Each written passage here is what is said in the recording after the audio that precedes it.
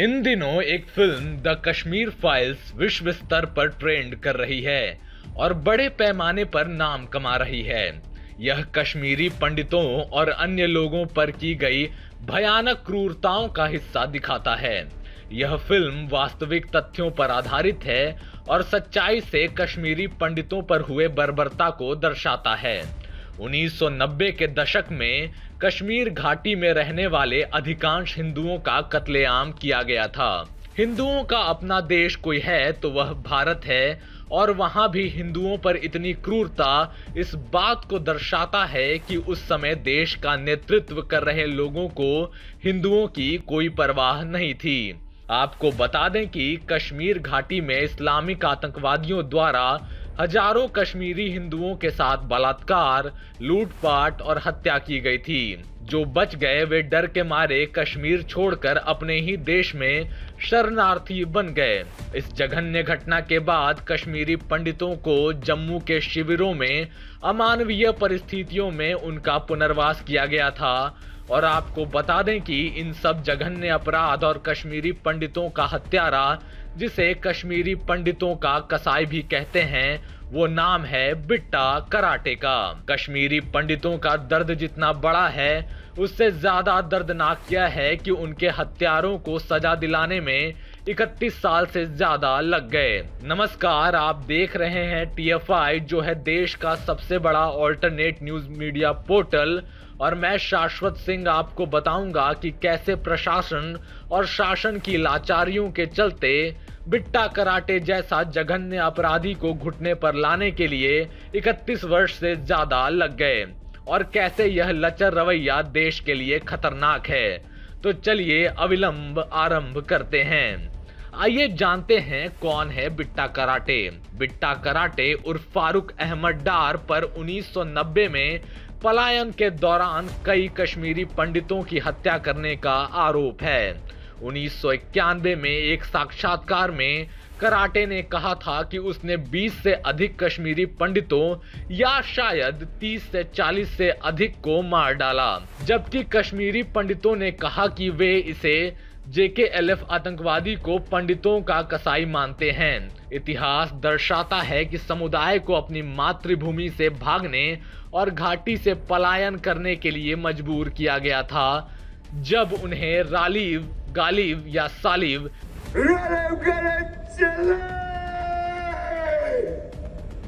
इसका मतलब जानते हो क्या होता है? रालीव मतलब कन्वर्ट, सालिब मतलब रन, गालिब मतलब डाई। अपना धर्म बदलो, भागो क्या मर जाओ। कहा जाता है कि कराटे ने JKLF के शीर्ष कमांडर अशफाक मजीद वानी के आदेश का पालन किया था और कश्मीरी पंडितों और हिंदुओं की निर्मम हत्या की थी। आज हम कश्मीरी पंडितों पर हुए अत्याचार और नरसंहार की बात इसलिए कर रहे हैं क्योंकि कश्मीरी पंडितों का हत्यारा या कहें कसाई बिट्टा कराटे का अब आखिरी समय आ गया है। दरअसल जून 1990 में गिरफ्तार होने तक बिट्टा कराटे ने कश्मीरी पंडितों के नरसंहार किया था। न्यूज 18 के खबरों के अनुसार यह एक ऐसा नाम है जो अभी भी भारत के कश्मीरी पंडितों को परेशान करता है और अब 1990 में 20 से अधिक कश्मीरी पंडितों या शायद 30 से 40 से अधिक की हत्या करने के 31 साल बाद बिट्टा कराटे को एक स्थानीय व्यवसायी और कराटे के करीबी दोस्त सतीश टिक्कू की हत्या के मुकदमे का सामना करना पड़ रहा है। आपको बता दें कि टिक्कू के परिवार ने अधिवक्ता उत्सव बैंस के माध्यम से और कार्यकर्ता विकास रैना के समर्थन से श्रीनगर सत्र न्यायालय का रुख किया है और बिट्टा कराटे मामले में अदालत की सुनवाई बुधवार को सुबह 10:30 बजे शुरू होगी, जहां उसके पाप की सजा का हिसाब होगा। गौरतलब है कि वर्षों से जम्मू कश्मीर लिबरेशन फ्रंट का नेतृत्व कर रहे कराटे फिल्म कश्मीर फाइल्स के बाद फिर से सुर्खियों में आया है, जिसमें कई कश्मीरी पंडित मारे गए और लाखों कश्मीर घाटी से भाग गए और अपने देश में ही शरणार्थी का जीवन व्यतीत करने लगे। ज्ञात हो कि 1991 में नजरबंदी के दौरान उसने एक साक्षात्कार दिया जिसमें उसने कहा कि वह एक आतंकवादी बन गया क्योंकि मुझे स्थानीय प्रशासन द्वारा परेशान किया गया था। कराटे ने कहा कि उसने JKLF के शीर्ष कमांडर अशफाक मजीद वानी द्वारा दिए गए ऊपर से आदेश का पालन किया। वानी वह शख्स था जो बिट्टा कराटे और अन्य को आतंकी प्रशिक्षण के लिए पाकिस्तान ले गया था। बाद में वह एक मुठभेड़ में मारा गया।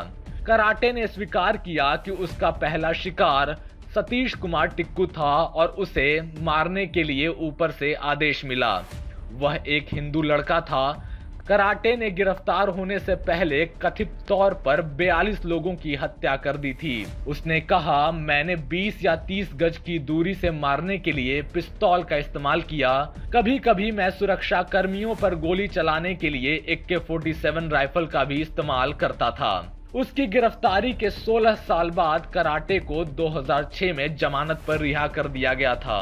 सर्वोच्च न्यायालय के फैसले के बाद सार्वजनिक सुरक्षा अधिनियम के तहत उसकी नजरबंदी को रद्द कर दिया गया था। उसकी रिहाई पर कश्मीर घाटी में उसका गर्मजोशी से स्वागत किया गया। एक जुलूस के दौरान उन पर फूलों की पंखुड़ियों की वर्षा की गई। उसे पुलवामा हमले के बाद आतंकवाद विरोधी कानूनों के तहत टेरर फंडिंग के आरोप में 2019 में NIA द्वारा फिर से गिरफ्तार किया गया था। यह अफसोस की बात है कि कश्मीरी पंडितों के कसाई को कोर्ट में लाने में 31 साल लग गए, क्योंकि पिछले कई दशकों से वो बचता रहा है, क्योंकि राज्य में उसके समर्थन वाली सरकार रही और केंद्र में कांग्रेस ने कभी भी कश्मीरी पंडितों के हत्यारों पर कार्रवाई नहीं की, जिसके कारण आज तक कश्मीरी पंडितों को न्याय नहीं मिल पाया। लेकिन जब से केंद्र में मोदी सरकार आई है, कश्मीरी पंडितों के मन में न्याय की उम्मीद जगी है। और आज के परिदृश्य की बात करें तो मोदी सरकार में घाटी की स्थिति बदल रही है। पिछले 1-2 सालों में मोदी सरकार अपने प्रयासों से आतंक का कमर तोड़ने में कामयाब हुई है और स्थिति धीरे धीरे बेहतर हो रही है। आज बिट्टा कराटे की बारी आई है। आने वाले समय में कश्मीरी हिंदुओं पर जुल्म करने वालों का सारा हिसाब मोदी सरकार अपने मन में ठान चुकी है और बिट्टा कराटे जैसे खूंखार अपराधी को सजा दिलाकर अब कश्मीरी पंडितों को न्याय दिलाने का कार्य करेगी।